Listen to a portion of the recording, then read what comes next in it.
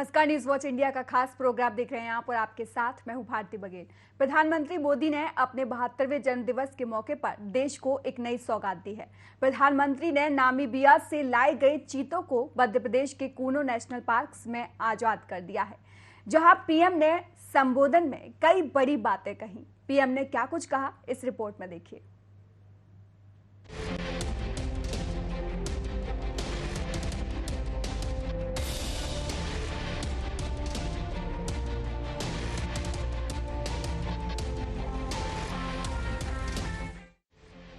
आखिरकार दशकों का इंतजार खत्म हो गया। 17 सितंबर की तारीख इतिहास के पन्नों में दर्ज हो गई और प्रोजेक्ट चीता पूरा हुआ। देश में 70 साल के बाद एक बार फिर चीते की वापसी हुई है। एक समय था जब देश में चीते को विलुप्त घोषित कर दिया गया था। पर्यावरण से जुड़ता है विकास का रास्ता। नामीबिया से भारत आए चीतों को प्रधानमंत्री ने मध्य प्रदेश के कूनो नेशनल पार्क में चौकड़ी भरने के लिए आजाद कर दिया। इस दौरान पीएम ने खुद इन चीतों की तस्वीरें कैमरे में कैद की। चीतों को छोड़ने के बाद पीएम ने संबोधन में कहा, समय का चक्र हमें अतीत को सुधारकर नए भविष्य के निर्माण का मौका देता है। आज सौभाग्य से हमारे सामने एक ऐसा ही क्षण है। दशकों पहले जैव विविधता की जो कड़ी टूट गई थी, आज उसे जोड़ने का हमें मौका मिला है। आज भारत की धरती पर चीता लौट आए हैं। साथियों, ये बात सही है कि जब प्रकृति और पर्यावरण का संरक्षण होता है तो हमारा भविष्य भी सुरक्षित होता है। विकास और समृद्धि के रास्ते भी खुलते हैं। कूनो नेशनल पार्क में जब चीता फिर से दौड़ेंगे तो यहां का ग्रासलैंड इकोसिस्टम फिर से रिस्टोर होगा। पुनर्वास के लिए सार्थक प्रयासों की रही कमी। पीएम ने आगे कहा कि हमने पिछली सदी में वो समय भी देखा है जब प्रकृति के दोहन को शक्ति प्रदर्शन का प्रतीक मान लिया गया था। 1947 में जब देश में केवल आखिरी 3 चीते बचे थे तो उनका भी शिकार कर लिया गया। ये दुर्भाग्य रहा कि हमने 1952 में चीतों को विलुप्त तो घोषित कर दिया, लेकिन उनके पुनर्वास के लिए कोई सार्थक प्रयास नहीं हुआ। पिछली सदियों में हमने वो समय भी देखा है जब प्रकृति के दोहन को शक्ति प्रदर्शन और आधुनिकता का प्रतीक मान लिया गया था।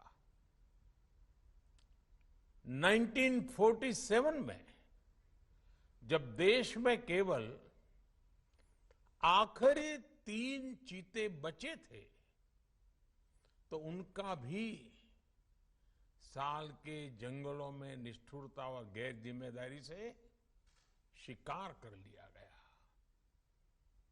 ये दुर्भाग्य रहा कि हमने 1952 में चीतों को देश से विलुप्त तो घोषित कर दिया, लेकिन उनके पुनर्वास के लिए दशकों तक कोई सार्थक प्रयास नहीं हुआ। अमृत मृत को जीवित कर सकता है। आज आजादी के अमृत काल में देश नई ऊर्जा के साथ चीतों के पुनर्वास में जुट गया है। अमृत में वो ताकत होती है जो मृत को भी पुनर्जीवित कर सकती है। अमृत में तो वो सामर्थ्य होता है जो मृत को भी पुनर्जीवित कर देता है। मुझे खुशी है कि आजादी के अमृत काल में कर्तव्य और विश्वास का ये अमृत हमारी विरासत को, हमारी धरोहरों को और अब चीतों को भी भारत की धरती पर पुनर्जीवित कर रहा है। पीएम मोदी ने कहा कि जब हम अपनी जड़ों से दूर होते हैं तो बहुत कुछ खो बैठते हैं। इसलिए आजादी के इस अमृत काल में हमने अपनी विरासत पर गर्व और गुलामी की मानसिकता से मुक्ति जैसे पंच प्राणों के महत्व को दोहराया है। बहरहाल चीतों के दीदार के लिए देशवासियों को कुछ महीने का इंतजार करना होगा। अंतर्राष्ट्रीय गाइडलाइंस पर चलते हुए भारत इन चीतों को बसाने की पूरी कोशिश कर रहा है। Bureau report, news watch India.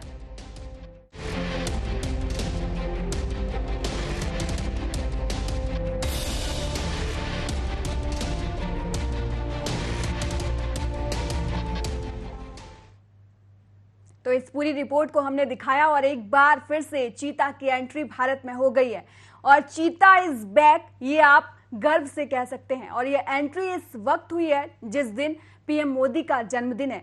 तो भारत में आज दुगनी खुशी है, एक तो पीएम मोदी का जन्मदिन और दूसरा कि चीता की एंट्री हुई है। साल 1952 में भारत से चीता एकदम से विलुप्त हो गए थे और उनके बाद अब जाके प्रधानमंत्री के काल में, मोदी के काल में ये चीता की जो एंट्री हुई है वो वापस हुई है। सवाल बहुत सारे हैं कि इन चीतों को कैसे लाया गया, क्या पूरी प्लानिंग इनकी की गई और किस तरीके से ये जो चीता है वो भारत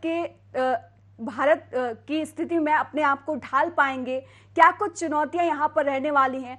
तमाम सवाल लोगों के जहन में हैं और साथ ही साथ ये एक अच्छी बात रहेगी कि अब आपको सिर्फ किताबों में पढ़ने की जरूरत नहीं है कि चीता क्या है, बल्कि आप उसे रियल में देख भी सकते हैं।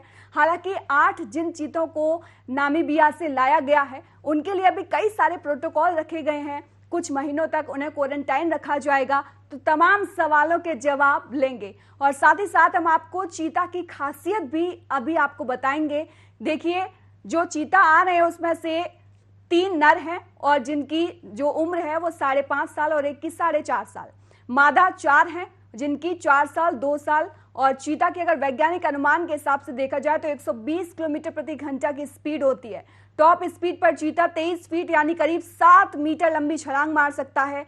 चीता हर एक सेकंड में ऐसी 4 छलांगे लगाते हुए दौड़ता है। 98 किलोमीटर प्रति घंटा यह स्पीड ओहियो के सिंसिनाटी जू में 2012 में रिकॉर्ड की गई थी और जो 2016 में 15 साल की उम्र में जो आखिरी चीता था जिसका नाम था सारा, जो कि मादा थी, उसकी मौत हो गई थी। तो आखिरी 3 चीतों का इतिहास हमने बताया और ये अगर अपनी फुल स्पीड में दौड़े तो 450 मीटर इनकी रफ्तार जो है वो रिकॉर्ड की गई है। चीता 3 सेकंड में 96 किलोमीटर प्रति सेकंड की रफ्तार से भाग सकता है। जैसे फोर्ड जीटी की सुपरकार रफ्तार पकड़ती है, ठीक उसी तरह से चीता की रफ्तार है। तो रफ्तार एक बड़ा पहलू है इसमें और 23 किलोमीटर प्रति घंटा की रफ्तार से चीता जो है वो दौड़ सकता है। अगर शिकार की बात की जाए तो चीते के पास शिकार के लिए 1 मिनट ही होता है, ये बड़ी बात, और इस दौरान उसे अपना शिकार कर लेना होता है। वहीं इस पर विस्तार से चर्चा करने के लिए हमारे साथ सौरभ गुप्ता जी जो कि एनिमल एक्सपर्ट हैं वो जुड़ गए हैं। संजय पाठक जी जो कि फील्ड डायरेक्टर हैं दुधवा नेशनल पार्क में के, वो भी जुड़ गए हैं। और डॉक्टर सुशील जो कि पर्यावरणविद हैं वो भी हमारे साथ जुड़ गए हैं। तो आप तीनों का बहुत बहुत शुक्रिया और बहुत बहुत स्वागत है न्यूज वॉच इंडिया पर। और सबसे पहले सवाल के साथ मैं सौरभ जी के पास आना चाहूंगी कि चीता भारत में फिर से वापस आ गए हैं, इस पर क्या कहेंगे? देखिए, चीते भारत में वापस आ गए हैं, ये अच्छी बात है कि चीते अब हम देख सकते हैं। हमारी जो बिग कैट फैमिली है वो कंप्लीट हो गई है, लेकिन अब रिस्पॉन्सिबिलिटी हमारे साथ ये आप ये समझ लीजिए कि ये अमानत है जो नामीबिया से हमने ली है और हमें उनको इसी तरह से लौटाना है। बिल्कुल। और इनकी ब्रीडिंग ना की जाएगी जी, इनको यहाँ रखा जाएगा। और सबसे मेन बात है कि आज से पहले हमारे देश में 90% लोग ऐसे थे जो ये नहीं जानते थे कि चीता क्या होता है, तेंदुआ क्या होता है, शेर क्या होता है और बाघ क्या होता है। जबकि बाघ जो है, जिसको टाइगर इंग्लिश में बोलते हैं, बाघ हमारा राष्ट्रीय पशु है। लेकिन अगर आप 90% लोगों से पूछेंगे तो वो कहेंगे कि शेर हमारा राष्ट्रीय पशु है, कोई कहेगा चीता हमारा राष्ट्रीय पशु है। तेंदुआ चीता में तो कोई जानता ही नहीं कि तेंदुआ क्या होता है, चीता क्या होता है। जबकि ये 4 बिग कैट फैमिली के सदस्य हैं, जिसके अंदर बाघ जो कि सबसे बड़ा होता है, जो हमारा राष्ट्रीय पशु भी है, उसके बाद लॉयन है, तेंदुआ और फिर चीता। तो अब हमारे पास देखिए, ये चीते के साथ साथ चीता तो हम ले आए, लेकिन हमारी जो मेन सोच होनी चाहिए वो पर्यटन की नहीं होनी चाहिए, हमारी मेन सोच होनी चाहिए जैव विविधता को खत्म करने के लिए किस तरह हम अपनी बिग कैट फैमिली को कंप्लीट करके और यहाँ पर सरवाइव करवा पाए। अभी तो सर्वाइवल ही बहुत मुश्किल है, तो सर्वाइवल हो जाए उसके बाद हम समझेंगे कि ये जो चीता प्रोजेक्ट है ये हमारा सक्सेस रहा है।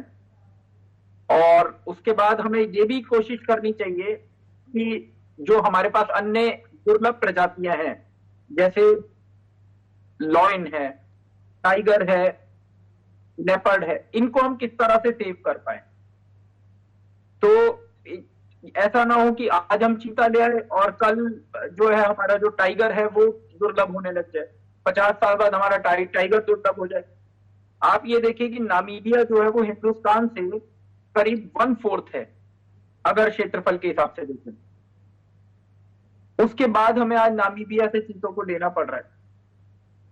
तो ये फेलियर है एक तरह से, लेकिन अब क्योंकि देर आए दुरुस्त आए, आज हमारे पास ये टाइम है तो अब हमें इसको सेलिब्रेट करना चाहिए। ये आज दिन है चीते का, तो अब इस पे नेगेटिव बोलने का कोई मतलब नहीं है। वाइल्ड लाइफ प्रोटेक्शन एक्ट बना था 1972 में जब इंदिरा गांधी जी की सरकार थी, और एक्ट बनने के बाद 89 से 91 तक मेनका गांधी जी ने इसके ऊपर काम किया जब वो वीपी सिंह की सरकार में मंत्री बनी थी। और उसके बाद अमेंडमेंट, क्योंकि एक्ट 1972 में बन गया था लेकिन उस समय तक भी आप ये समझ लीजिए कि वो निष्क्रिय था बिल्कुल। लेकिन इसके अंदर जान तब पड़ी जब मेनका गांधी जी पर्यावरण मंत्री बनी और उन्होंने इसके अंदर कई सारे अमेंडमेंट करे। आइवरी आप देखिए 2000 तक, सन 2000 तक आइवरी बैन नहीं थी, हाथी दांत 2000 तक बैन नहीं था, इसलिए हाथी लगातार मारे जाते थे। और बहुत सी ऐसी प्रजातियां हैं, सर्कस जो थी वो खुलेआम चलती थी। तो अब बहुत सारी चीजों पे कहने का मतलब ये है कि 1972 में भले ही वाइल्ड लाइफ प्रोटेक्शन एक्ट बना हो, लेकिन वाइल्ड लाइफ प्रोटेक्शन एक्ट जो काम कर पा रहा है वो सन 2000 के बाद से कुछ मजबूत से काम कर पा रहा है, जिसमें 3 से 7 साल की सजा का प्रावधान है। तो इसी तरह से अब ये 4 प्रजातियां जिस तरह हमारे पास हैं, अगर बिग कैट फैमिली की बात करें तो इनको भी सेव करने की जरूरत है। प्रधानमंत्री जी ने इसके लिए सोचा, ये अच्छी बात है, लेकिन काश प्रधानमंत्री जी अगर कुछ साल पहले महाराष्ट्र में अवनी को बचाने के लिए सोचते तो मुझे और ज्यादा खुशी होती।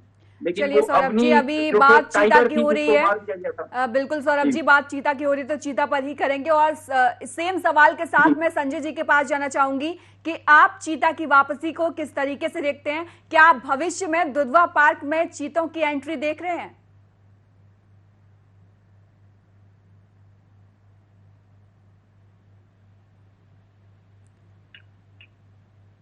संजय जी, आपकी आवाज नहीं आ रही है।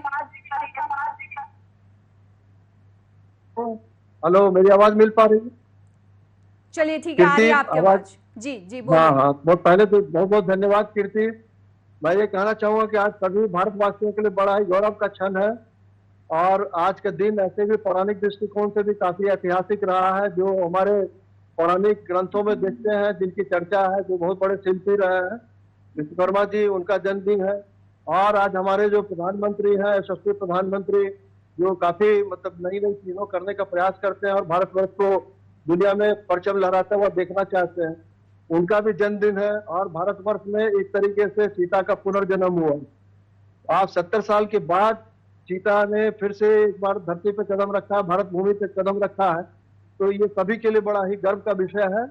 और इसके पीछे जो मेहनत है वो काफी मतलब जो हमारे मंत्रालय की जो राष्ट्रीय व्याघ्र संरक्षण प्राधिकरण है, जिसने पन्ना और सरिस्का में दुनिया के सामने उदाहरण प्रस्तुत किया है, टाइगर्स के जो रीइंट्रोडक्शन का काम हुआ है, यही सोच के राष्ट्रीय व्याघ्र संरक्षण प्राधिकरण को ये मौका दिया गया है। और कि ये पूरी दुनिया में पहली बार हो रहा है कि किसी एक कॉन्टिनेंट से दूसरे कॉन्टिनेंट में जानवर शिफ्ट किए गए हैं, जानवरों की रिलोकेशन हुई है और उनको रीइंट्रोड्यूस किया जा रहा। तो ये बहुत ही गौरव का क्षण है। मैं कहूंगा हम सभी का गर्व से आज सीना फूला हुआ है। और भारतवर्ष, जैसा कि अब मालूम है, अभी जैसे सौरभ जी कह रहे थे कि बहुत सारी जो है यहाँ पे मतलब जो है नामीबिया से तुलना कर रहे थे, लेकिन मैं कहना चाहूंगा यदि आप देखेंगे तो भारतवर्ष के लोग इतने ज्यादा हैं, इतना पॉपुलेशन होते हुए भी, इतना जैविक दबाव होते हुए भी, जो पौराणिक काल से ही हमें घुट्टी पिलाई गई है संरक्षण की, तो भारतवर्ष को मैं मतलब जो है 100 में 100 मार्क्स देना चाहूंगा कि इतने जैविक दबाव के बाद भी, इतनी विपरीत परिस्थितियों के बाद भी न केवल हम जो है मनुष्य की रक्षा कर रहे हैं, सबसे अधिक मनुष्य की संख्या है, अपितु हमारे जो संरक्षित क्षेत्र हैं उसमें, वहाँ के जंगलों में हमारे जो जैव विविधता का भी जो प्रतिशत है वो काफी बेहतर है। दुनिया के काफी देशों से यदि कंपेयर करेंगे तो हम कहीं 20 पर रहेंगे। और जो वाइल्ड लाइफ कंजर्वेशन की बात कर रहे हैं तो भारतवर्ष दुनिया में अपनी मिसाल कायम कर चुका है और नित्य नए हम लोग जो आयाम स्थापित कर रहे हैं। जहां तक दुधवा की बात की आपने, तो दुधवा मेरे हिसाब से चीता का प्राकृतवास नहीं है। तो अभी तो फिलहाल जैसे अभी 8 चीता लाया गया है, 5 इसमें फीमेल है, 3 मेल है, और कालांतर में फिर 12 चीता नामीबिया के अलावा दक्षिण अफ्रीका से लाया जाएगा। तो पहले हम लोगों की कोशिश यही होनी चाहिए कि हमारे पूनो पालपुर में वो अच्छी तरीके से इस्टेब्लिश हो जाए। उसके बाद और भी जो हमारे वैज्ञानिक हैं भारतीय वन्यजीव संस्थान के और राष्ट्रीय राज्य संरक्षण प्राधिकरण ने जो अध्ययन कराया उसमें 2 और भी उपयुक्त स्थल पाए गए थे। जो राजस्थान का एक शाहगढ़ वाला एरिया है जो पाकिस्तान से लगा हुआ क्षेत्र है, दूसरा मध्य प्रदेश के अंदर ही नौरादेई है। कालांतर में हो सकता है कि हम जब यहाँ हमारे चीतों की पॉपुलेशन अच्छी हो, जो कैट्स जो होती हैं, जो बिलॉ फैमिली है, उसके अंदर ये देखने को मिलता है कि उनकी जो प्रजनन शक्ति है काफी अच्छी है, उसकी वृद्धि दर काफी बढ़िया। तो पहले भी यदि चीता लुप्त हुए थे तो उसका बहुत बड़ा कारण था जो उसकी बेतहाशा जो शिकार हुआ था, वह शिकार हुआ था, इस वजह से चीता लुप्त हुए थे। और दूसरा था उनका हैबिटेट लॉस। तो आप देख सके कि कभी भी जो है चीता का मानव के साथ इस प्रकार का संघर्ष नहीं हुआ है जैसा और कैट के मामले में देखा गया। तो मुझे पूरा विश्वास है कि भारतवर्ष जो है इसमें भी अपना परचम लहराएगा और ये दुनिया के सामने एक बहुत ही बेहतरीन उदाहरण प्रस्तुत करेगा, जिसमें हम देखेंगे कि एक दूसरे महादेश से लाकर और अपने एशिया महाद्वीप के अंदर जो हमने मतलब ये चीता को लाने का काम किया है, ये आगे आने वाले टाइम में नजीर बनेगा। बिल्कुल संजय जी, और सेम सवाल के साथ मैं डॉक्टर सुशील जी के पास आना चाहूंगी, लेकिन सवाल थोड़ा सा और मेरा पलट गया है कि चीता की क्या जरूरत थी यहाँ पर, पर्यावरण का इसमें क्या कोई रोल है?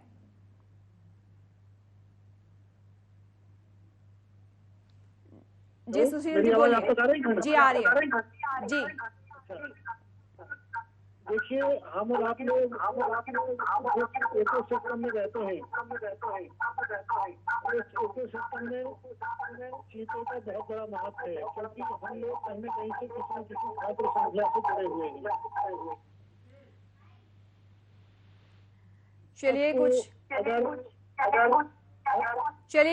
चलिए आपसे सवाल लूंगी।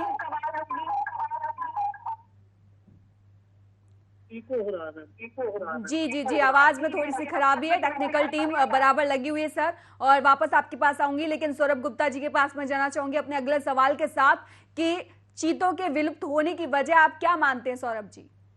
देखिए, सबसे बड़ी वजह उस समय का शिकार है, जो शुरू से शिकार एक हमारी परंपरा में रहा, जो कि अब हम समझ पाए हैं वाइल्ड लाइफ प्रोटेक्शन एक्ट बनने के बाद। तो और उसके बाद से जो लगातार उसमें इंप्लीमेंट भी हो रहा है लगातार। आप ये लगाइए कि ये जो फॉरेस्ट रिजर्व जिस तरह जिम कॉर्बेट बनाया, राजा जी नेशनल पार्क बनाया, बहुत सारे जो रिजर्व बनाए हैं, तो उसके बाद से अब इनका संरक्षण पूरी तरह से अच्छे तरीके से हो पा रहा है। उससे देश को पर्यटन में भी बढ़ावा मिल रहा है और हम अपनी प्रजातियों को संरक्षित भी कर पा रहे हैं अच्छी तरह से। तो बेसिकली शिकार जो था, अब शिकार के ऊपर बहुत सी एनजीओ हैं। मैं अगर आपको अपनी बताऊं तो 1972 से पहले के हमने आज तक बहुत सी ऐसी रेड करी हैं, कई फार्म हाउसेस के अंदर, कई ऐसे पुराने किलों में और जगहों पर जहां पर पुरानी खालें रखी हुई थी। तो उनका ये कहना था कि ये जो खाल है हमारे पास 50 साल पुरानी है। और आपको बताता हूं कि कम से कम 100 के करीब, दिल्ली की बात करें, 100 के करीब हम लेपर्ड और टाइगर की स्किन्स पकड़ चुके हैं, जिसमें से कम 60 या 70 मामले ऐसे हैं जो 1972 के पुराने बताए जाते हैं। हालांकि वो अलग बात है कि टेक्निकलिटी में अगर उन्होंने डिक्लेरेशन नहीं लिया तो उनपे केस रजिस्टर्ड हो गए, अगर उन्होंने वाइल्ड लाइफ डिपार्टमेंट में डिक्लेयर नहीं किया। लेकिन जो पुरानी खालें, इसका मतलब ये था कि बहुत बड़े पैमाने पर उस समय शिकार होता था, तो कि अब बहुत हद तक, मतलब मैं कहूं कि पूरी तरह ही रुक गया है। जी जी बिल्कुल। और अगले हेलो। सवाल मैं संजय जी के पास जाना चाहूंगी। संजय जी, ये जो चीते आए हैं इनको कितना टाइम लगेगा भारत से फैमिलियर होने में, और जनरेशन कब आगे बढ़ेगी? कोई ऐसा प्रोटोकॉल, क्या कोई ऐसा टाइम लाइन है कि इसके इतने टाइम तक ये फैमिलियर हो जाएंगे और जो इनकी जनरेशन है वो आगे बढ़ जाएगी? संजय जी। जनरली देखिए, कैट्स में अडेप्टेबिलिटी जो है बहुत ही बेहतर होती है, तो अभी तो इनको लाके क्वारंटाइन में रखा जाएगा। और जो मतलब इनके जो प्रजनन का जो जेस्टेशन पीरियड है वो 90 से 120 दिन के आसपास होता है कैट्स में। तो ये प्रोलिफिक ब्रीडर होते हैं। यदि इनको सही तरीके से यदि प्रे मिलता है और माहौल जो इनका हैबिटेट है वो समुचित मिलता है, तो मुझे पूरा विश्वास है कि जल्दी ही इनके में प्रजनन देखने को मिलेगा। और जो इनके जो साल में लगभग, जैसे मैं कैट्स में और भी टाइगर्स वगैरह में भी देखता हूँ कि साल में लगभग 2 बार ऐसा होता है जो इनका ब्रीडिंग सीजन आता है, तो 1 लीटर में लगभग 3 से 4 बच्चे होते हैं। उसी प्रकार से चीता में भी यदि इस तरीके की चीज देखने को आती है, यदि देखिए एक्लिमेटाइज करने में इनको बहुत ज्यादा समय नहीं लगना चाहिए। अमूमन 2 महीने 2.5 महीने लगाते हैं ये जो भी कैट्स हैं ये अपना इलाका तय करने में। तो अभी जैसे इनको एक्लिमेटाइज करने के लिए शुरू में क्वारंटाइन में रखा जाएगा, कोई बीमारी तो नहीं क्योंकि ये विदेश से आया है, कॉन्टिनेंट भी दूसरा था। तो जो भी होगा उसका जो इंक्यूबेशन पीरियड है वो सब बीत जाने के बाद, तब अभी तो इनको इंक्लोजर में रखा जा रहा है, लेकिन शीघ्र ही इंक्लोजर के बाहर भी रखेंगे जब इनकी संख्या बढ़ेगी। और मुझे लगता है कि आने वाले 1 साल के अंदर ही हमें मतलब जो है कुछ सुखद समाचार मिलेगा निश्चित तौर पर, ये मेरा अपना विश्वास है। ठीक है संजय जी। और वापस मैं डॉक्टर सुशील जी के पास जाना चाहूंगी। मेरा सवाल था आपसे कि चीतों की वापसी हो गई है, लेकिन चीतों की जरूरत क्या है? क्या पर्यावरण का इसमें कोई रोल है? बिल्कुल। देखिए, चीते हमारे इकोसिस्टम के अभिन्न अंग हैं।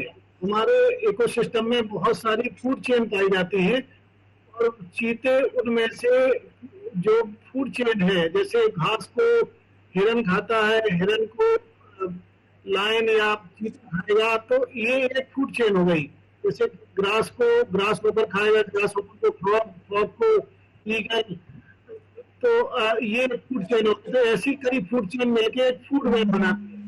तो ऐसी फूड चेन और फूड वेब मिलके एक सस्टेनेबल और बैलेंस इकोसिस्टम बनाते हैं। क्योंकि चीते की बात हो रही है, तो चीता चूंकि ये टॉप कंज्यूमर कहलाता है, और अगर चीता खत्म होता है तो टॉप डाउन इफेक्ट होता है। मतलब हम कह सकते हैं कि चीतों की वजह से हमें जैव विविधता मिलेगी, हमें आसपास के और पर जो प्रजातियां हैं उनको एक बैलेंस ढंग से रहने में मदद देखेंगे, और हमारी इकोसिस्टम की सेहत अच्छी रहेगी। ये देखा गया है कि चीता अपनी जरूरत के लिए शिकार करता है, लेकिन वो है गीदड़, परजीवी पक्षी और कीड़ों को भी भोजन मिलता है। तो ये चीतों की अपनी अनोखी दुनिया है। तो सबसे बड़ी बात है कि जब चीता भारतीय जंगल में आएगा तो एक प्रकार से इको टूरिज्म भी बढ़ेगा, और इको टूरिज्म बढ़ेगा तो आसपास के लोगों के लिए भी उनके लिए कहीं न कहीं से संसाधन मुहैया मिलेंगे, उनको कहीं न कहीं से आजीविका के साधन मिलेंगे। दूसरी बात देखिए, चीता हमारे यहाँ से नेचुरली नहीं गायब हुआ था, हम इंसानों ने अपने एंथ्रोपोजेनिक खत्म किया था। ठीक है। शिकार करके। तो अगर चीता आता है तो कई देश ऐसे भी हैं जहाँ पर पर्यावरण प्रदूषण के कारण चीता खत्म हो गया। तो अब जैसे भारत में ऐसी स्थिति नहीं है। भारत का तो वसुधैव कुटुंबकम या सर्वे भक्ति सुखना वाली स्थिति रही है सदैव। हम लोग अच्छे कार्यकलाप करते रहे, जिसके कारण भारत में अपना पर्यावरण प्रदूषण नहीं है। और अगर पर्यावरण प्रदूषण होता है, अर्थात कार्बन डाइऑक्साइड या कार्बन एमिशन बढ़ता है, तो और देशों की तरह जहां से चीते गायब हो गए पर्यावरणीय प्रदूषण के कारण, तो भविष्य में भारत में भी खत्म हो सकता है। इससे यानी हम आप लोग भी एक प्रकार से चिंतित रहेंगे, तो अपने आसपास अच्छा पर्यावरण बनाने में मदद करेंगे, और इसमें चीता एक थर्मामीटर का काम करेगा। एक प्रकार से हमें और आपको एक सूचना के रूप में मिलेगा कि हमें चीते को भी बचाना है, तो हमें अपने आसपास कार्बन डाइऑक्साइड के संतुलन को भी बचाए रखना है, कार्बन एमिशन को भी बचाए रखना है। और इसकी वजह से पूरा इकोसिस्टम बैलेंस रहेगा और हमें आपको जो भी जीवित रहने के संसाधन है वो इकोसिस्टम से प्राप्त होंगे। ठीक है सुशील जी, और मैं अपने अगले सवाल के साथ सौरभ जी के पास जाना चाहूंगी। सौरभ जी, किसी भी जानवर के लिए 8,500 किलोमीटर की यात्रा कोई आसान बात नहीं होती। एक द्वीप से दूसरे जगह पर उन्हें लाना है इतनी लंबी यात्रा के बाद, तो क्या पूरा प्रोटोकॉल होता है इन्हें लाने का? देखिए, प्रोटोकॉल के हिसाब से जब इतना बड़ा प्रोजेक्ट है तो बिल्कुल प्रोटोकॉल के हिसाब से ही लाया गया होगा, क्योंकि मैं इस प्रोजेक्ट के अंदर नहीं था, तो इसमें किस तरह आमतौर पर एक जानवर को लाने का क्या प्रोटोकॉल होता है इतनी लंबी यात्रा के बाद, क्योंकि आप एनिमल एक्सपर्ट हैं इसलिए आपसे ये सवाल किया। देखिए, बेसिकली क्या है कि वहां के जो एक्सपर्ट थे, जो भी उस कॉन्टिनेंट के थे, जैसे वहां के जो डॉक्टर थे, वो वहां के डॉक्टर यहाँ पर आए हैं, वही इन पर नजर रखेंगे। साथ ही यहाँ के जो हमारे जो वाइल्ड लाइफ एक्सपर्ट्स हैं, वाइल्ड लाइफ के जो डॉक्टर हैं, जो भी वेटनरी ऑफिसर्स हैं, वो भी इन पर नजर रखेंगे। और जो लाने के जितने भी नियम है, क्वारंटाइन का जो मतलब है, क्वारंटाइन का मतलब इसीलिए है ताकि उनके स्वास्थ्य पर नजर रखी जा सके, किस तरह का वो व्यवहार कर रहे हैं उस पर नजर रखी जा सके, क्या आने के दौरान कोई इंफेक्शन उन्होंने नहीं पकड़ लिया हो, इस पर भी नजर रखी जा सके। बेसिकली यही सब चीजें हैं क्वारंटाइन के अंदर, यही सब प्रोटोकॉल हैं जिनको फॉलो किया जा रहा है। ये जो क्वारंटाइन है ये एक प्रोटोकॉल का ही हिस्सा है कि उनको इस तरह से कि कहीं ऐसा ना हो कि उनको कोई इन्फेक्शन लग गया हो या वो वहां से कोई इन्फेक्शन लेकर आए हो जिससे यहाँ के जो वन्य जीव है उनको कोई इन्फेक्शन लगे। तो बेसिकली अब जब उनको लाया गया है, अब क्योंकि सेफली उनको हिंदुस्तान की सरजमीन पर वो लैंड कर चुके हैं और अब जैसे कि उनको क्वारंटाइन किया जा रहा है, तो क्वारंटाइन के बाद ये सब चीजें क्लियर हो पाएंगी कि क्योंकि देखिए, हमने एक प्रोजेक्ट चलाया, हम उसके लिए सारे आयाम जो है वो तय करते हैं, सारी चीजें तय करते हैं, लेकिन जब तक वो प्रोजेक्ट प्रैक्टिकली सक्सेस ना हो जाए तब तक हम उसकी सक्सेस के लिए कुछ नहीं कह सकते, क्योंकि बहुत सारी चीजें ऐसी होती हैं जो प्रैक्टिकली निकल के सामने आती हैं।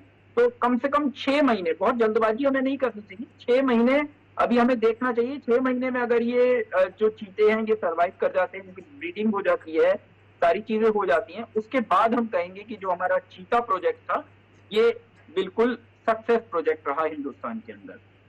ठीक है सौरभ जी, और संजय जी के पास आना चाहूंगी मैं अपने अगले सवाल के साथ कि संजय जी, दुधवा नेशनल पार्क के आप हेड हैं, ठीक है, आप फील्ड डायरेक्टर हैं, तो आपको ये जानकारी बहुत अच्छे से होगी कि जो कूना नेशनल पार्क जो है उसमें तेंदुओं की जो संख्या है वो बहुत ज़्यादा है, तो कहीं चीतों को तेंदुओं से ज़्यादा खतरा तो नहीं है? क्या यहाँ पर कोई प्रॉब्लम तो नहीं होगी? देखिए, होता क्या है, जैसे मतलब जो है सबका अपना अपना नीच है। टाइगर रिजर्व में हूँ, यहाँ पे तेंदुए, टाइगर ये सब जो है एक साथ ही बास करते हैं। और ऐसे कहा जाता है कि जंगल राज को मतलब जब आप वो मतलब जो ऐसे जोड़ते हैं तो बोलते हैं बहुत ही अव्यवस्था हो, एनार्की हो तो बोलते हैं जंगल राज है। लेकिन जंगल राज सबसे अच्छा राज्य है, ये मैं आपको कह सकता हूँ अपने एक्सपीरियंस से, क्योंकि यहाँ पे जो हायरार्की है उसको लोग मानते हैं। मैंने 50 ऐसे मामले देखे जहाँ टाइगर, राइनो और एलिफेंट ये तीनों ही आपस में एक दूसरे को अवॉइड करते हैं। बहुत ही रेयर ओकेजन्स पे जब इनका सामना होता है तभी लड़ाई होती है, अदरवाइज सब एक दूसरे की सुप्रीमेसी मानते हैं।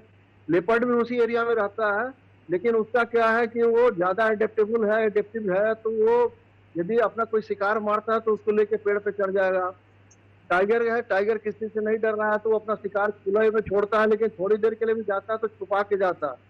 तो कुनो पालपुर जो है उसमें ये जरूर बात आ रही है कि वहाँ इंक्लोजर जो बना है उसमें लेपर्ड्स थे, लेकिन for the time being leopard को उसमें से हटा दिया गया है। और देखिए, जंगल में मतलब आप इसकी गारंटी नहीं ले सकते कि एक दूसरे से सामना नहीं होगा, सामना हो सकता है। मैंने ऐसे भी वाक्य देखे हैं जहाँ टाइगर ने मिलकर हाथी को मार दिया या टाइगर ने राइनो को मार दिया, लेकिन ऐसे बिरले एग्जाम्पल होते हैं और वंस इन अ वाइल्ड होता है।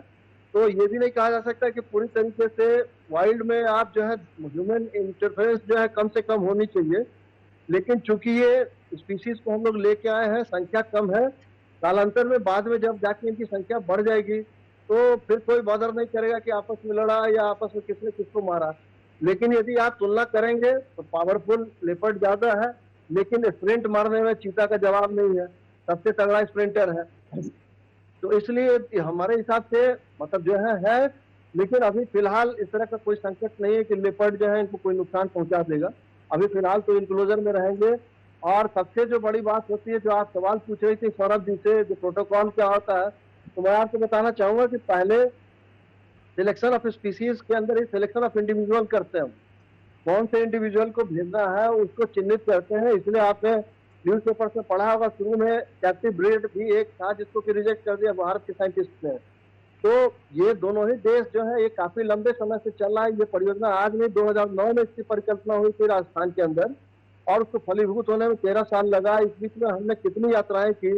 मैं खुद भी उससे जो है सक्रिय रूप से जुड़ा रहा जब मैं राष्ट्रीय व्याघ्र संरक्षण प्राधिकरण के अंदर था। तो एक एक न्यूएंसेस मैंने देखे हैं। और दूसरा चीज ये भी है, दूसरी कि कोर्ट्स भी जो है आपको जब ये इसके लिए इजाजत देती है, माननीय उच्चतम न्यायालय ने जब इजाजत दिया तो उन्होंने भी सारे पहलुओं पर विचार करके दिया है। और यहाँ पे मतलब यहाँ तक भी हुआ कि इनको इंट्रोड्यूस करना चाहिए कि नहीं करना चाहिए। तो तमाम जो विशेषज्ञ हैं उनकी अपनी अपनी दलीलें थी। ये कि मतलब जो है ईरान से स्पीसीज लाया जाए, ईरान में भी चीता है तो सेंट्रल एशिया में वो एशियन प्रजाति आनी चाहिए। लेकिन मैं आपको बताना चाहूंगा कि जो अफ्रीकन प्रजाति है और जो एशियन प्रजाति है, यदि इसको जेनेटिक मेकअप के हिसाब से देखिएगा तो दोनों में बहुत ही माइनर सा अंतर है। इसलिए ईरान की तुलना में जहाँ पे फूडिंग स्पीसीज उनकी संख्या कम है इंडिविजुअल्स की, वहां की तुलना में नामीबिया अथवा दक्षिण अफ्रीका को उपयुक्त माना गया। और पहले जैसे वहां भी सिलेक्ट करते हैं इंडिविजुअल को, उनको भी क्वारंटाइन में रखते हैं। फिर ये कोशिश करते हैं कि इनको कम से कम व्यवधान हो, कम से कम ह्यूमन इम्प्रिंट हो। ठीक है। और जो डॉक्टर लॉरी मार्कर हैं जो इसके साथ सक्रिय रूप से जुड़ी हैं, दुनिया में सबसे बड़ी विशेषज्ञ हैं चीता की। और यहाँ पे भी डॉक्टर भाला है जो कि वाइल्ड लाइफ इंस्टीट्यूट से जुड़े हुए हैं, वो इसको देख रहे हैं। राष्ट्रीय व्याघ्र संरक्षण प्राधिकरण को पहले से ही टाइगर्स के रीइंट्रोडक्शन में बहुत ही सफलता मिली है। और टाइगर को आज देखिए, टाइगर को रिकवरी के पाथ पे लाने में राष्ट्रीय व्याघ्र संरक्षण प्राधिकरण ने सफलता हासिल की है। तो मैं पूरे विश्वास के साथ कह सकता हूँ कि चीता परियोजना भारत की जो टोपी है उसमें एक और जो पंख लगने वाली बात है। और जो माननीय हमारे प्रधानमंत्री जी ने आज मतलब ये बिगुल बजाया है, चीतों को आज रिलीज किया है। मैं मतलब चीतों को आगे स्वच्छंद रूप से वितरण करते हुए और फलते फूलते देख सकता हूँ।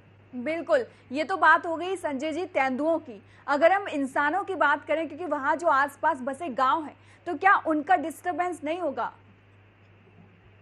नहीं, उनका डिस्टर्बेंस इसलिए नहीं होगा कि आप मतलब जो है इसके मतलब जो है इतिहास में जाएंगे तो कुनो पालपुर जो है उसको इसलिए उपयुक्त चुना गया कि पहले उसमें काफी सारे गांव थे। तो वहाँ पे डॉक्टर JS चौहान जो अभी वहाँ के मुख्यमंत्री प्रतिपालक है मध्य प्रदेश के, वो वहाँ पे फील्ड डायरेक्टर हुआ करते थे। फिर डॉक्टर हिम्मत सिंह नेगी, इन लोगों ने काफी अपना योगदान दिया और वहाँ के लोगों को ऑन बोर्ड लिया। तो वहाँ की पब्लिक है बड़े समय से, लंबे समय से बेसब्री से इंतजार कर रही थी कि कब कुनो आए, कुनो में चीता आए। और वो आगे उनकी प्रतीक्षा लायन को लेके भी है।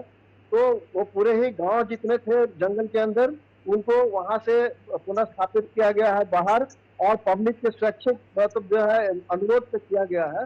तो अभी पूरा का पूरा एरिया अक्षुण्ण बनाया गया है, पूरा का पूरा एरिया डिस्टर्बेंस फ्री है। और वहाँ की पब्लिक ऑन बोर्ड है, वहाँ के लोगों को भी रोजगार मिलेगा। जैसा कि डॉक्टर सुशील ने कहा भी है कि आप देखिए तो यहाँ इको पर्यटन का विकास हो सकेगा यदि आप किसी एक स्थल पे आपको अवसर मिले कि चीता भी दिखेगा, तेंदुआ भी दिखेगा, बाघ भी दिखेगा, और कालांतर में हो सकता है सिंह भी दिखे, जो शेर है बब्बर शेर। तो कोई भी पर्यटक वहाँ निश्चित तौर पर जाना चाहेगा। और कई हिस्टोरिकल चीजें भी जुड़ी हुई हैं कुनो पालपुर के साथ। तो बहुत ही मुफीद माहौल है वहाँ पे, पब्लिक भी वहाँ की काफी खुश है। और लोगों को मतलब विश्वास में लेने के बाद ये कदम उठाया गया है, तो पब्लिक को कोई भी अड़चन नहीं आने वाला। और ऐसे भी यदि आप इतिहास में नजर डालेंगे, आरंभ से लेके मानव से चीता का कोई डर नहीं रहा है। यहाँ तक कि आप देखेंगे कि कुत्तों की तरह से उनको उन्होंने पालतू बना के भी रखा था।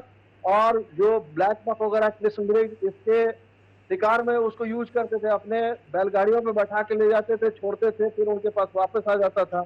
आपने जहांगीर के लिए पढ़ा होगा कि उनके मतलब कार्यकाल में भी वो अपने साथ में लेके चलते थे। तो काफी सारे थे और शिकार की वजह से विलुप्त हुए। सबसे अधिक कोई मतलब फैक्टर दोषी है वो शिकार है, अवैध शिकार, और वो भी जो है अंग्रेज के जमाने में। क्योंकि बंदूक की जात जो है भारतवर्ष में उससे पहले नहीं थी। जब बंदूक आए तो बंदूक से शिकार करने का चलन बढ़ गया। और लोग बहुत ही आप देखेंगे कि गर्भोक्ति के साथ जो है गर्भोन्मुख मुस्कान लेके और जब मार के पैर डाल के पैर वो खिंचाते थे। तो आप जो सौरभ जी कह रहे थे बहुत ही सही बात है कि 1972 के बाद बिल्कुल संजय जी, आपने बिल्कुल सही कहा कि इसमें जो दो फैक्टर हैं वो बहुत ही अहम रोल निभा रहे हैं। पहला शिकार और दूसरा ये कि राजा इतनी लंबी और इतनी रफ्तार स्पीड से भागने वाले का शिकार करने में बहुत माहिर थे। खुद को ऐसा लगता था कोई पदक मिल गया हो। तो शिकार बहुत बड़ा रोल रहा है इनके विलुप्त होने के लिए। और दूसरा, अंग्रेजों के काल में सुना ये भी है कि इनकी दौड़ लगवाई जाती थी चीतों की। तो ये बहुत सारे फैक्टर हैं जिनसे हम बात कर सकते हैं कि ये चीतों के विलुप्त होने की वजह है। अगले सवाल के साथ मैं सौरभ जी के पास जाना चाहूंगी। सौरभ जी, आम लोगों के दिल में एक सवाल बहुत ज्यादा है, अगर मैं भी हूं तो मेरे जहन में भी ये सवाल बहुत आ रहा है। एक होता है कि हाँ, चीते के बारे में और जानना है, चीते का फेवरेट फूड क्या है, वो कितने दिनों तक बिना खाए सरवाइव कर सकता है। तो ऐसे कुछ बातें आप हमें बताएं। देखिए, जो चीता है, चीते के बारे में अगर आप बात करें, चीता रफ्तार में तो मास्टर है। और जैसा अभी संजय जी बता रहे थे, मैंने इनका पूरा इनकी स्पीच देखी और बड़ा अच्छा लगा मुझे कि हमारे जो IAS ऑफिसर्स हैं इतने भी एक्टिव हैं। अदरवाइज तो अब तक हम लड़ते ही आए हैं इस चीज से कि खैर चलिए, अब आपने मुझसे चीते के बारे में पूछा तो मैं चीते की बात पे आऊंगा। देखिए, जो हिंदुस्तानी चीता था, अगर आप इन चारों बिग कैट फैमिली के अंदर चारों में फर्क देखेंगे तो सभी के अंदर अलग फर्क है। इनके अंदर जो सबसे ज्यादा जो ताकतवर है वो टाइगर है, बाघ। उसके बाद मेरा सवाल ये था कि चीता कितने दिनों तक बिना खाए सरवाइव कर सकता है, क्या उसकी खासियत है? बस ये देखिए, अब इस बारे में तो मैं आपको ज्यादा नहीं बता पाऊंगा क्योंकि ये इस चीज के लिए मैं एक्सपर्ट नहीं हूँ। तो मुझे लगता है कि संजय जी बेहतर जवाब दे पाएंगे इस चीज के लिए कि चीता, क्योंकि चीता अभी आया है और क्योंकि वो नामीबिया का है, हिंदुस्तान में हमारा बहुत ज्यादा उससे संपर्क नहीं रहा। तो मैं चाहूंगा कि संजय जी इस चीज का जवाब दें। बिल्कुल बिल्कुल सौरभ जी, मैं बताना चाहूंगा कीर्ति, ये जो आपने सवाल पूछा है कैट्स में, मतलब ये बहुत ही जो है कॉमनली देखा जाता है कि कैट जो है वो शिकार करके ही खाना चाहते हैं। स्कैवेंजर्स जो होते हैं नीचे, वो छोड़ा हुआ सामान जो है, छोड़ा हुआ जो बॉडी का हिस्सा है वो खा लेंगे, लेकिन ये अपना शिकार खुद करके खाने में विश्वास रखते हैं। तो यदि चीतों की बात करें तो चीतों के फेवरेट आहार की बात आपने की है, तो मैंने अभी चर्चा की थी ब्लैक बक। ब्लैक बक जो है वो सबसे अधिक जो है इनका फेवरेट है। और जो भी हिरन की प्रजाति है जिसको जो ग्रासलैंड की स्पीसीज है, जैसे चीतल है, वो भी जो है अभी आपने पढ़ा हो कि अभी हाल ही में इसी सवाल पर मैं आऊंगी संजय जी कि इन चीतों को, जो ये चीते आए हैं, इनको चीतल सबसे पहले भोजन में दिया जा रहा है, तो इसकी वजह क्या है? और इसी सवाल के साथ मैं सुशील जी के पास भी जाना चाहूंगी। देखिए, मैंने कहा ना, डियर फैमिली है, डियर फैमिली अपना एंटीलोप फैमिली की जो चीजें हैं, क्योंकि देखिए टाइगर के साथ क्या है, टाइगर को ज्यादा रिक्वायरमेंट होती है, तो इसलिए टाइगर एट वन गो कोशिश करता है कि उसके पास सांबर हो, बारहसिंगा हो, अथवा जो चीतल का स्टैग है उसको मारे या नीलगाय को मारे, सो दैट कि उसको ज्यादा फूड मिल जाए। उसी तरीके से लायन जो है वो प्राइड में रहता है, तो लायन की डिमांड सबसे अधिक है, तो बड़े जानवर को चुनता है। लेकिन जैसे चीता है, चीता की रिक्वायरमेंट, चूंकि ब्लैक बक काफी तेज भागता है, ग्रासलैंड के स्पीसीज है, तो चीते जो है ग्रासलैंड में, ये आपके जो चिंकारा है अथवा जो स्पॉटेड डियर्स है अथवा ब्लैक बक है, इनको मारने का आदी रहा है।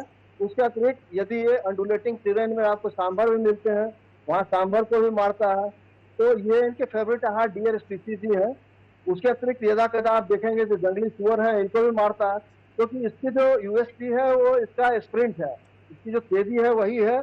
और यदि वो 100 मीटर 150 मीटर के अंदर यदि पकड़ने में कामयाब हो गया तो हो गया, अदरवाइज इनकी दिल की धड़कनें इतनी तेज हो जाती हैं कि यदि उसके बाद दौड़ेंगे तो ये सस्टेन नहीं कर पाएंगे। और आपने दूसरा सवाल पूछा था, दूसरा सवाल आपका क्या था? दूसरे सवाल मैंने यही पूछा था कि जो चीते हैं उनको चीतल दिया गया है खाने के लिए, ये आ रही है कि चीतों को चीतल भोजन में, जी चीता को चीतल, तो चीतल जो है स्पॉटेड डियर है, चीता जो है वो स्पॉट से ही मतलब है उसका। चीता के भी बॉडी पे जो स्पॉट है, इसलिए उसको जो है चीता कहा है। आप अच्छा संजय जी, एक इसमें फैक्ट ये भी निकल कर आ रहा था जो मैं जानना चाह रही थी कि ये जो चीते नामीबिया से आए हैं वहां पर चीतल नहीं है, और चीतल का भय दूर करने के लिए ही चीतल को सबसे पहले शिकार के लिए इन चीतों को दिया जा रहा है, ऐसा फैक्ट मैंने सुना है। बाकी संजय जी आप भी बिल्कुल ठीक कह रहे हैं। और इसी सवाल के साथ मैं सुशील जी के पास आना चाहूंगी। सुशील जी, आप किस तरह से इस पूरी प्रोटोकॉल को, चीतों के आगमन को देख रहे हैं? देखिए, हमारे लिए आज बहुत ही गर्व का क्षण है। हर भारतीय को आज बहुत फक्र महसूस होना चाहिए, क्योंकि हम एक ऐसी प्रजाति को फिर से ला रहे हैं जो हमारी आपकी जो गलतियों की वजह से विलुप्त हो गया था। और इसमें यशस्वी प्रधानमंत्री जी के नेतृत्व में लगभग 38 करोड़ के आसपास इस प्रोजेक्ट पे खर्च हुआ है, जैसा कि बताया गया है। और पैसा बड़ी बात नहीं है, लेकिन इकोसिस्टम और इकोसिस्टम से जुड़ी हुई सर्विसेज हमारे आपके लिए महत्वपूर्ण है। तो जैसे कि मैंने पहले भी बताया था कि क्योंकि चीता जो टॉप कंज्यूमर है, सबको जो खाद्य श्रृंखला में सबसे ऊपर रहता है, तो जैसे डियर फैमिली के मेंबर को खाता है, तो इससे बैलेंस बनाने में मदद मिलेगी। जैसे एक मिसाल के तौर पर मैं बताऊं, अभी आप लोगों ने देखा होगा कि नीलगाय की संख्या खेतों में किसान के खेतों की तरफ ज्यादा बढ़ गई, जो बुंदेलखंड के आसपास के एरिया है। तो एक प्रकार का ये इकोसिस्टम का इम्बैलेंस भी था कि जो फूड चेन में जब कोई एक प्रजाति खत्म होती है तो फिर उसके जो प्राकृतिक भोजन होते हैं तो वो कहीं ना कहीं से उनकी संख्या बढ़ने लगती है, और फिर वो जब उन्हें घास पर्याप्त रूप से नहीं मिली, उनकी संख्या बढ़ी, तो वो फिर इंसानी बस्तियों की तरफ आ जाती है। तो जो चीता के आने के बाद एक तो हम और आप लोग पर्यावरण का एक संतुलन देख पाएंगे, और दूसरा जैव विविधता, जो कि बायोडाइवर्सिटी मेरे आपके जीवन जीने के लिए एक आधारभूत भारत में, उसको मेंटेन रखने में मदद मिलेगी। ठीक है सुशील। और तीसरा हमारा इकोसिस्टम, इको टूरिज्म और जो भी रोजगार के अवसर है ये तो मिलेंगे ही, साथ में इस धरती का वैभव भी बहुत ज्यादा बढ़ेगा, भारत का नाम रोशन भी होगा कि भारत में देखिए चीतों को लाके बसाया गया। बिल्कुल बिल्कुल। मैं अगले सवाल के साथ सौरभ जी के पास आना चाहूंगी। सौरभ जी, इसमें जो चीते आए हैं, 8 चीते जो नामीबिया से आए हैं, इसमें बताया जा रहा है कि 2 चीते वो कोलिशन है, यानी कि उनको बड़े शिकार करने की आदत पड़ चुकी है। तो कोलिशन और पेयर चीते, ऐसा भी कुछ होता है क्या? देखिए, मैं आपको बता देता हूँ कि मैं चीतों के लिए एक्सपर्ट नहीं हूँ। मेरा बेसिकली काम है वाइल्ड लाइफ के लिए कंजर्वेशन करना। मैं रेड और एनफोर्समेंट के लिए काम करता हूँ, वाइल्ड एनिमल्स के लिए। ठीक है, ठीक है। मैं इसी सवाल, ठीक है सौरभ जी। और ये जो चीते के गले में बेल्ट होती है, इसका भी कुछ है क्या? ये इसकी जानकारी आपके पास है क्या? देखिए, ये बेसिकली इनको ट्रैक करने के लिए बेल्ट डाली जाती है। जैसे आप समझ लीजिए जिस तरह हम चिप लगाते हैं, इस तरह से, ताकि इनकी गतिविधियों पर नजर रखी जा सके, ये इनकी लोकेशन का पता को ट्रैक किया जा सके। इन सब चीजों के लिए ये ट्रैकिंग सिस्टम ये लगाए गए हैं। हाथियों को भी अगर आप देखेंगे तो उनके अंदर भी इसीलिए चिप लगाई गई है। तो बेसिकली जो बेल्ट, जो कॉलर इनको डाला गया है, वो इनको ट्रैक करने के लिए, इनकी एक्टिविटी पे नजर रखने के लिए और इनकी लोकेशन को जानने के लिए इन पे डाला गया है। ठीक है। बाकी अगर अन्य कोई प्रोटोकॉल, जी ठीक है सौरभ जी। और मैं अपने सवाल संजय जी के पास लाना चाहूंगी। संजय जी, सवाल यही कि जो चीते आए हैं उसमें कोलिशन के 2 चीते हैं, यानी कि उनको बड़ा शिकार करने की आदत है, और उसमें कुछ चीते पेयर चीते हैं। तो कोलिशन और पेयर चीते ऐसी भी कोई चीज होती है क्या? देखिए, तो हम लोगों ने अपनी तरफ से नाम दिया है, लेकिन ऐसा नहीं है कि जो चीते बड़ा शिकार करके आए हैं वो बड़ा ही करेंगे, यहाँ पे छोटा नहीं करेंगे, या जो छोटा है वो बड़ा नहीं करेगा। तो कालांतर में अभी तो देखिए जो उनके पास उपलब्ध जो है शिकार है उसमें से चुनेंगे, और ऐसे तमाम एग्जाम्पल है जहाँ चीतों ने बड़े जानवरों को भी मारा है। तो बेसिकली ये मतलब टाइगर की तरह सॉलिटरी एनिमल नहीं है, ये मतलब जो है ग्रुप में भी रहता है, कभी कभी सॉलिटरी भी रहता है। तो मिलजुल के भी शिकार कर सकते हैं, और बड़े का भी शिकार कर सकते हैं, छोटे का भी शिकार कर सकते हैं। सौरभ जी से आप कॉलर के बारे में पूछ रही थे, तो रेडियो कॉलर जो है एक हमारे यहाँ मतलब जो है एक वैज्ञानिक पद्धति है जिससे आप रियल टाइम लोकेशन प्राप्त कर सकती हैं किसी भी जानवर का। तो चूंकि ये बहुत ही कम संख्या में है, 8 की संख्या है इनकी फिलहाल, तो इसलिए जरूरी है कि इनको एक एक इंडिविजुअल को रेडियो कॉलर पहनाया जाए, अभी आपने देखा होगा टाइगर्स के केस में ही सरिस्का के अंदर भी जितने टाइगर रिलीज किए गए थे उनको रेडियो कॉलर लगा था, तो उसको ग्राउंड टीम और सैटेलाइट के जरिए दोनों ही तरीके से मॉनिटर करते हैं। तो उसमें फायदा ये रहता है कि हम देखते हैं, जैसे अब टाइगर ने मतलब ये इसने चीतल को मारा, चीता ने, अथवा किसी बड़े जानवर को मारा, तो ये जानकारी हम कैसे प्राप्त करेंगे? तो वो रेडियो कॉलर से जो सिग्नल आ रहा है उसकी लोकेशन कहाँ थी, यदि ज्यादा देर तक वहां रुक के बैठा हुआ है, इसका मतलब है कि कुछ खा पी रहा है, वहां पर उसने किसी को मारा है, फिर जो दूसरी टीम होती है जाके देखती है कि उसने वाकई में मारा क्या। तो ये तमाम जैसे हम लोग टाइगर्स के केस में भी अध्ययन करते हैं, हम लोग के यहाँ भी जैसे दुर्गा में भी इस तरह के केसेस हैं जहाँ रेडियो कॉलर पहना के टाइगर को छोड़ा हुआ है। तो एक अनुसंधान शोध के दृष्टिकोण से काम किया जाता है और उससे आपको बहुत ही अच्छी इंसाइट मिलती है, जिससे उसके आहार व्यवहार का पता चलता है और भविष्य में आप इसको देख के जो है प्रबंधन में जो भी आवश्यक परिवर्तन करने हैं वो कर सकते हैं। जी ठीक है। और सौरभ जी, क्योंकि मैं जो सवाल कर रही हूँ वो आपके जहन से बाहर जा रहे हैं, तो आप चीतों के बारे में जो भी जानकारी आपको हो या आप कोई भी जानकारी ऐसी जो हमारे दर्शकों के जानने की हो, क्योंकि दर्शक ये देखने के लिए बैठे हैं क्योंकि चीता आज का सबसे बड़ा विषय है, तो सौरभ जी आप कुछ बताएं। देखिए, चीता हमारा मेन विषय है, ये बात मैं समझ गया, और संजय जी ने आपको बहुत सारी चीजें ब्रीफ करी दी हैं। बेसिकली देखिए, सबसे बड़ी बात है कंजर्वेशन। मैं जो काम कर रहा हूँ वो कंजर्वेशन के ऊपर कर रहा हूँ जी, कि किस तरह से हम इनके शिकार पर रोक लगा सकें और जो पोचर्स हैं उनको हम पकड़ सकें, या वाइल्ड लाइफ के अंदर जो अनियमितताएं हैं, जितने भी हमारे जो नेशनल पार्क चल रहे हैं या जो हमारे जू चल रहे हैं, बेसिकली मैं जू जो चिड़ियाघर है उनको बंद कराने के लिए मैं बहुत पहले से आवाज उठाता आया हूँ कि जो चिड़ियाघर है उनको बंद करा जाए। आज हमारी जो प्रजातियां उनको हमने बंद करके रखा हुआ है, हम अपने बच्चों को एक गलत शिक्षा दे रहे हैं। हमें करना ये चाहिए, जो नेशनल पार्क का कॉन्सेप्ट हम लोग लाए, नेशनल पार्क का कॉन्सेप्ट ये है कि हमने उनको सेफ भी करा, हमें पर्यटन भी मिला। आज आप देखिए चिड़ियाघरों की हालत ऐसी है कि वहां पर लोगों ने जाना बंद कर दिया। तो अब जो टाइगर को हम लोग लाए हैं, मतलब चीता को जिस तरह से हम लोग लाए हैं, अब उससे हमें पर्यटन भी मिलेगा। जो इकोसिस्टम में एक चीते की कमी थी वो भी हमारी पूरी हो जाएगी। लाखों लोगों को लाखों लोग जो बेरोजगार थे उनको रोजगार मिलेगा, चाहे वो फॉरेस्ट सफारी के तौर पर मिले, चीता सफारी के तौर पे मिले, वहां के जो रिजॉर्ट या होटल्स वहां पर डेवलप होंगे उसके लिए मिले। और सबसे मेन बात यह है, क्योंकि प्रधानमंत्री जी का प्रोजेक्ट है, तो जितने भी IFS ऑफिसर्स हैं या जो फॉरेस्ट या वाइल्ड लाइफ के लोग हैं या जो राज्य सरकार है, वो इस पर पूरी तरह से ध्यान देगी। ऐसा नहीं होगा कि चिड़ियाघर बनाकर छोड़ दिया और उसके बाद कोई देखने वाला भी नहीं है कि उनको खाना मिल भी रहा है या नहीं मिल रहा। अब आप जिम कॉर्बेट नेशनल पार्क का देखिए। हाँ, एक चीज मैं इसके अंदर जरूर जोड़ना चाहूंगा, फॉरेस्ट जो वाइल्ड लाइफ सफारी है, चीता सफारी का उद्घाटन जो है वो भी प्रधानमंत्री जी कर रहे हैं।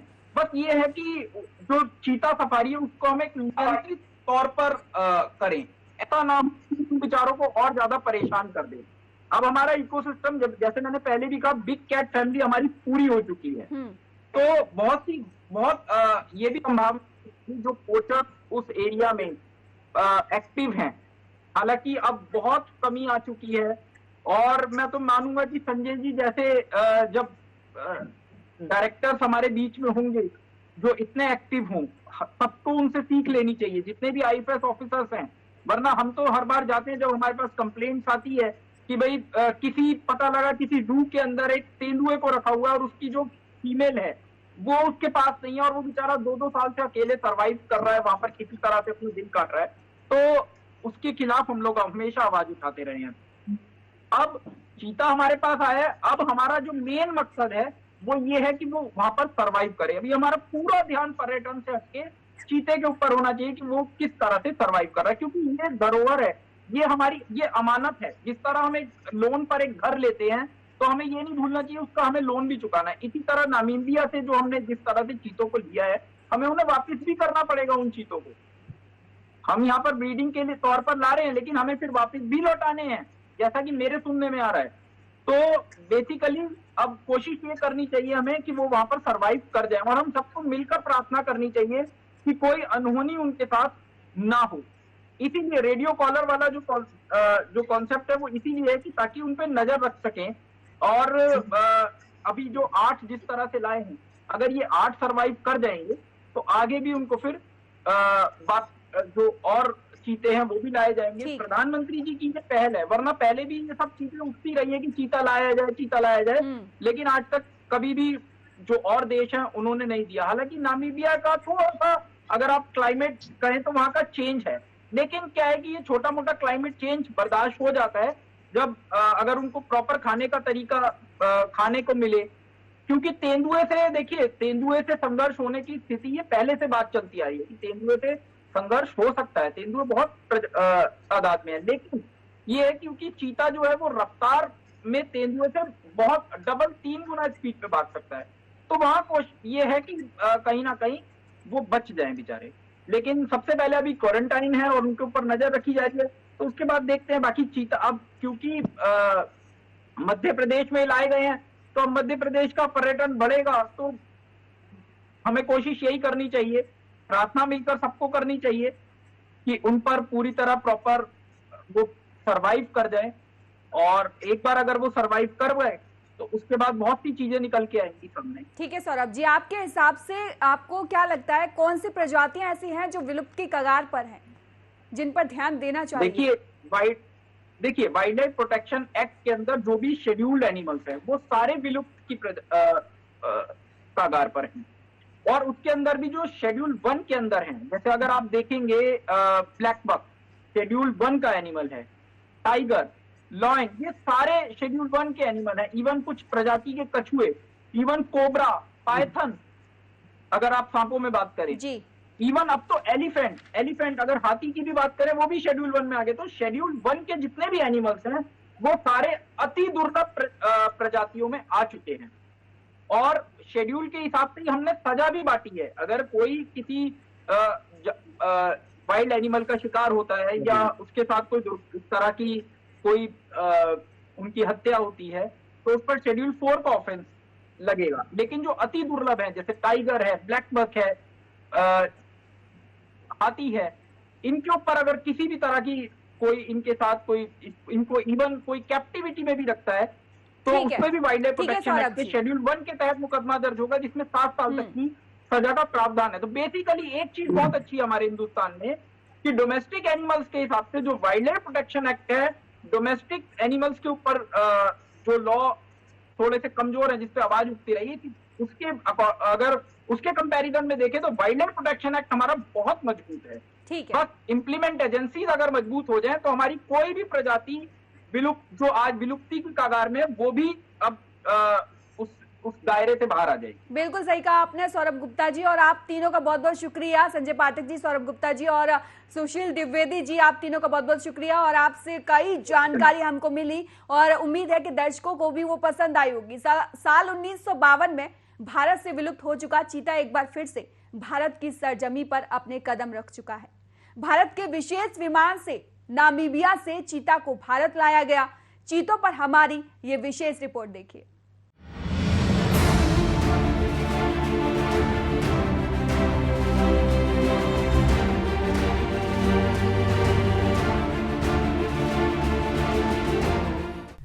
प्रधानमंत्री नरेंद्र मोदी ने नामीबिया से आए 8 चीतों को कोनू नेशनल पार्क में छोड़ा। इस दिन नरेंद्र मोदी का जन्मदिन है और इस दिन को खास बनाने के लिए मोदी खुद कोनू नेशनल पार्क में रहे। बिग कैट फैमिली का हिस्सा चीता एकमात्र ऐसा बड़ा मांसाहारी जानवर है जो भारत में पूरी तरीके से विलुप्त हो गया था। चीतों के विलुप्त होने की बड़ी वजह इनके शिकार को माना गया। इसके अलावा रहने का ठिकाना ना होना भी चीतों के विलुप्त होने की वजह माना गया। तमाम रिपोर्ट्स में ये दावा किया गया है कि कभी भारत में 1000 से ज्यादा चीते होते थे। 1947 में देश के आखिरी 3 चीतों का शिकार मध्य प्रदेश के कोरिया रियासत के महाराजा रामानुज प्रताप सिंह देव ने किया था। इनकी फोटो भी बॉम्बे नेचुरल हिस्ट्री सोसाइटी में है। उस दिन के बाद से भारत में कभी भी चीते नहीं दिखे। अब 75 साल बाद 8 चीतों को नामीबिया से लाया गया है। चीता इज बैक। नर 5.5 साल, नर 5.5 साल, नर 4.5 साल, मादा 2.5 साल, मादा 4 साल, मादा 2 साल, मादा 5 साल, मादा 5 साल। 12वीं सदी के संस्कृत दस्तावेज मनसोलासा में सबसे पहले चीते का जिक्र है। इसे सन 1127 से 1138 के बीच शासन करने वाले कल्याणी चालुक्य शासक सोमेश्वरा तृतीय ने तैयार कराया था। कहा जाता है कि चीता शब्द संस्कृत के चित्रक शब्द से आया है, जिसका अर्थ चित्तीदार होता है।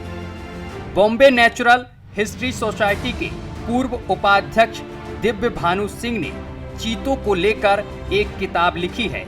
इसका नाम the end of A trail the चीता इन इंडिया है।